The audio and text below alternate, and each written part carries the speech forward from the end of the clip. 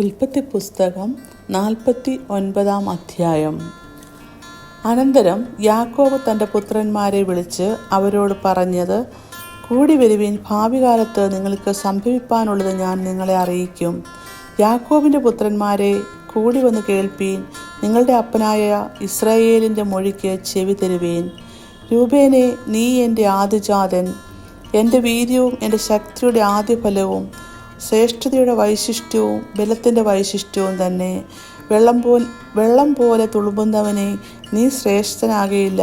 നീ അപ്പൻ്റെ കിടക്കമേൽ കയറി അതിനെ അശുദ്ധമാക്കി. എൻ്റെ ശയ്യമേൽ അവൻ കയറിയല്ലോ. ശിമയോനും ലേവിയും സഹോദരന്മാർ, അവരുടെ വാളുകൾ സാഹസത്തിൻ്റെ ആയുധങ്ങൾ. എന്നുള്ളമേ, അവരുടെ മന്ത്രണത്തിൽ കൂടരുതേ. എൻ മനമേ, അവരുടെ യോഗത്തിൽ ചേരരുതേ. തങ്ങളുടെ കോപത്തിൽ അവർ പുരുഷന്മാരെ കൊന്നു. തങ്ങളുടെ ശാഠ്യത്തിൽ കൂറ്റന്മാരുടെ വരിയുടച്ചു. അവരുടെ ഉഗ്രകോപവും കഠിന ക്രോധവും ശപിക്കപ്പെട്ടത്. ഞാൻ അവരെ യാക്കോബിൽ പകയ്ക്കുകയും ഇസ്രായേൽ ചിതറിക്കുകയും ചെയ്യും. യഹൂദയെ, സഹോദരന്മാർ നിന്നെ പുകഴ്ത്തും. നിന്റെ കൈ ശത്രുക്കളുടെ കഴുത്തിലിരിക്കും. അപ്പൻ്റെ മക്കൾ നിന്റെ മുമ്പിൽ നമസ്കരിക്കും. യഹൂദ, ഒരു ബാലസിംഹം, മകനെ, നീ ഇരപിടിച്ച് കയറിയിരിക്കുന്നു. അവൻ കുനിഞ്ഞു, സിംഹം പോലെയും സിംഹി പോലെയും പതുങ്ങിക്കിടക്കുന്നു. ആർ അവനെ എഴുന്നേൽപ്പിക്കും? അവകാശമുള്ളവൻ വരുവോളം ചെങ്കോൽ യഹൂദയിൽ നിന്നും രാജദണ്ഡ അവൻ്റെ കാലുകളുടെ ഇടയിൽ നിന്നും നീങ്ങിപ്പോകയില്ല. ജാതികളുടെ അനുസരണം അവനോട് ആകും.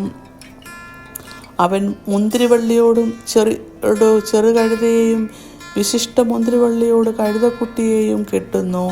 അവൻ വീഞ്ഞിൽ തൻ്റെ ഉടുപ്പും ദ്രാക്ഷാരസത്തിൽ അവൻ്റെ വസ്ത്രവും അരക്കുന്നു. അവൻ്റെ കണ്ണ് വീഞ്ഞുകൊണ്ട് ചുവന്നും അവൻ്റെ പല്ല് പാലുകൊണ്ട് വെളുത്തുമിരിക്കുന്നു. സെബുലൂൺ സമുദ്രതീരത്ത് വസിക്കും. അവൻ കപ്പൽ തുറമുഖത്ത് പാർക്കും. അവൻ്റെ പാർശ്വം സീദോൻ വരെയാകും.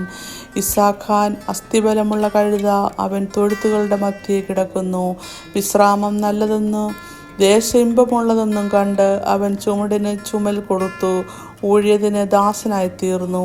ദാൻ ഏതൊരു ഇസ്രായേലി ഗോത്രം പോലെ സ്വജനത്തിന് ന്യായപാലനം ചെയ്യും. ദാൻ വഴിയിലൊരു പാമ്പും പാതയിലൊരു സർപ്പവുമാകുന്നു. അവൻ കുതിരയുടെ കുതുകാൽ കടിക്കും. പുറത്തു കയറിയവൻ മലർന്നു വീഴും. യഹോവേ, ഞാൻ നിന്റെ രക്ഷയ്ക്കായി കാത്തിരിക്കുന്നു. ഗാദോ കവർച്ചപ്പട അവനെ ഞെരുക്കും. അവനോ അവരുടെ പിമ്പടയെ ഞെരുക്കും. ആശേരോ, അവൻ്റെ ആഹാരം പുഷ്ടിയുള്ളത്.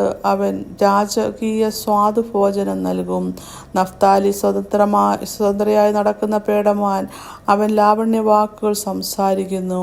യോസഫ് ഫലപ്രദമായൊരു വൃക്ഷം, നീരുറവയ്ക്കരികിലെ ഫലപ്രദമായൊരു വൃക്ഷം തന്നെ. അതിൻ്റെ കൊമ്പുകൾ മതിലിന്മേൽ പടരുന്നു. വില്ലാളികൾ അവനെ വിഷമിപ്പിച്ചു. അവർ എയ്തു അവനോട് പൊരുതു. അവൻ്റെ വില്ല് ഉറപ്പോടെ നിന്നു. അവൻ്റെ ഭുജം യാക്കോബിൻ വല്ലഭൻ്റെ കൈയാൽ ബലപ്പെട്ടു. ഇസ്രായേലിൻ്റെ പാറയായ ഇടയൻ്റെ നാമത്താൽ തന്നെ. നിൻ പിതാവിൻ്റെ ദൈവത്താൽ അവൻ നിന്നെ സഹായിക്കും. സർവശക്തനാൽ തന്നെ. അവൻ മീതെ ആകാശത്തിലെ അനുഗ്രഹങ്ങളാലും താഴെ കിടക്കുന്ന ആഴങ്ങളിലെ അനുഗ്രഹങ്ങളാലും മുലയുടെയും ഗർഭത്തിൻ്റെയും അനുഗ്രഹങ്ങളാലും നിന്നെ അനുഗ്രഹിക്കും. നിൻ പിതാവിൻ്റെ അനുഗ്രഹങ്ങൾ എൻ ജനകന്മാരുടെ അനുഗ്രഹങ്ങൾക്ക് മീതെ ശാശ്വതഗിരികളുടെ അറ്റത്തോളം പ്രബലപ്പെട്ടു.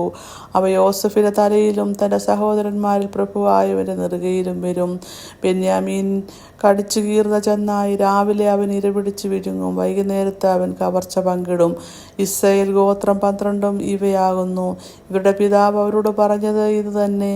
അവൻ അവരിൽ ഓരോരുത്തരും അവനവൻ്റെ അനുഗ്രഹം കൊടുത്തു അവരെ അനുഗ്രഹിച്ചു. അവൻ അവരോട് ആജ്ഞാപിച്ച് പറഞ്ഞത്, ഞാൻ എൻ്റെ ജനത്തോട് ചേരുമ്പോൾ നിങ്ങൾ ഹിത്യനായ എഫ്രോൻ്റെ നിലത്തിൽ ഗുഹയിൽ എൻ്റെ പിതാക്കന്മാരുടെ അടുക്കൽ എന്നെ അടക്കേണം.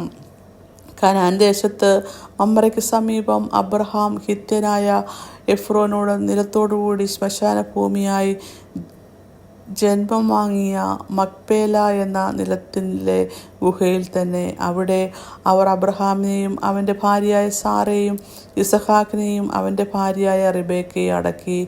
അവിടെ ഞാൻ ലേയെയും അടക്കി. ആ നിലവും അതിലെ ഗുഹയും ഹിത്യരോട് വിലയ്ക്ക് വാങ്ങിയതാകുന്നു. യാക്കോബ് തൻ്റെ പുത്രന്മാരോട് ആജ്ഞാപിച്ച് തീർന്ന ശേഷം അവൻ കാലിന്മേലെടുത്ത് വെച്ചിട്ട് പ്രാണനെ വിട്ട് തൻ്റെ ജനത്തോട് ചേർന്നു. ഇങ്ങനെ 49 അധ്യായം അവസാനിക്കുന്നു.